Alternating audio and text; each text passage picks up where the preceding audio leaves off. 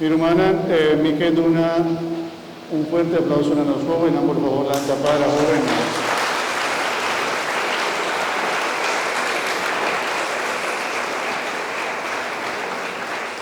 Y mis avisa tu joven, pues sombra, nos tiene diferente joven que te sirve de nuestra iglesia, de diferente, no solamente como servidor de misa, sino también como lector. Nos llaman también bombini, señorita también, Dios bendicionado,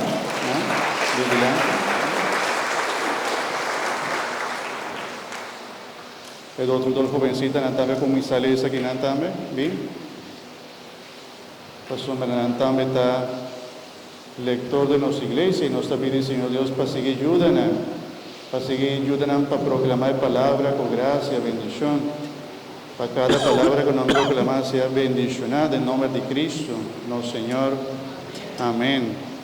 Tú, señorita, te espera cuando sigue sirve el Señor, también del servicio de lectura de la palabra de Dios.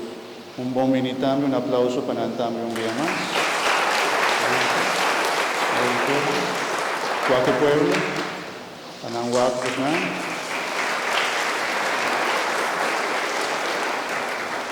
Danke. Tiene también un servidor de misa, también un servidor aquí en Anco está colectando, también jovencito, blanca para también, esta ayuda también de nuestra iglesia, está colectando también. Danke. Nos tiene ser de joven, ¿no?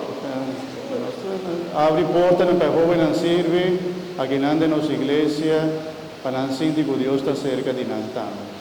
Danke jóvenes, palanta temprano, joven de vosotros, lanta temprano, me inda todo el día aquí, ayuda, algún día ayudan a colocar también cruz ahí, el más grande, que nos tiene jóvenes más fuerte aquí, ayúdanos, nanta ayuda, nos me está sintiendo contento para que tenga jóvenes, que también ayúdanos siempre. Danke jóvenes, a vuestro servicio, ayudanza, lanta temprano. Seguro sacrificado vivía tanto cosa un joven por así, pero no que bien para servir, Señor. Da un ejemplo para nosotros también. Danke. Un día más un aplauso para nosotros, por favor.